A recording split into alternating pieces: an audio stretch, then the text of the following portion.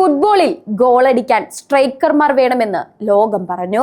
എന്നാൽ ഡിഫൻഡർ വിചാരിച്ചാൽ ചരിത്രം മാറുമെന്ന് ഒരാൾ തെളിയിച്ചു. വെടിയുണ്ട ഷോട്ടുകളുമായി മൈതാനം ഭരിച്ച ഡച്ച് പടത്തലവൻ റൊണാൾഡ് കൂമാൻ പ്രതിരോധത്തിന്റെ കോട്ട കാവൽക്കാരനായി നിൽക്കുമ്പോഴും സ്ട്രൈക്കർമാരെ പോലും അതിശയിപ്പിക്കുന്ന വിധത്തിൽ കരിയറിൽ 253 ഗോളുകൾ അടിച്ചുകൂട്ടിയ ഇദ്ദേഹത്തിന്റെ റെക്കോർഡ് ഫുട്ബോൾ ലോകത്ത് ഇന്നും സമാനതകളില്ലാത്തതാണ്. 1992 യൂറോപ്യൻ കപ്പ് ഫൈനലിൽ വെംബ്ലിയുടെ മണ്ണിൽ ബാഴ്സലോണയ്ക്കായി കൂമൻ തൊടുത്ത ആ പവർഫുൾ ഫ്രീ കിക്ക് ഗോൾ ക്ലബിന്റെ ചരിത്രത്തിലെ ആദ്യ യൂറോപ്യൻ കിരീടം ഉറപ്പാക്കിയ ഐതിഹാസിക നിമിഷമായിരുന്നു. 1988 കളിക്കാരനായി നെതർലൻഡ്സിന് യൂറോ കപ്പ് നേടിക്കൊടുത്ത ഈ പടത്തലവൻ ഇന്ന് അതേ ഓറഞ്ച് പടയെ ലോകത്തിന്റെ നെറുകയിലെത്തിക്കാൻ തന്ത്രങ്ങൾ മെനയുന്നു.